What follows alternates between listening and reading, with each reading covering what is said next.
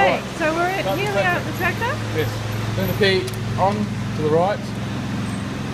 Turn it one more to the right and hold it for 10 seconds. Winter maybe a few seconds longer. All the lights are on. Then depress the clutch. Let the key go. That's it. And let the key go. Yep. So turn it off. Leave it out of gear. Turn the key. Off. Pull this lever.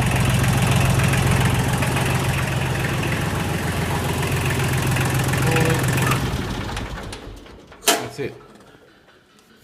That's the brake. Yep. That's the hand accelerator.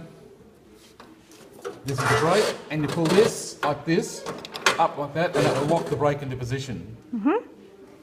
To release it, you press the brake, pull that up, and let it down. That'll let the brake up. That's another accelerator on the floor. Well, that's the accelerator on the floor. Very good. That's it. Right, and the sidewall, we've got four-wheel drive and drive. What about these little Lower high ones ratio. for the bucket today?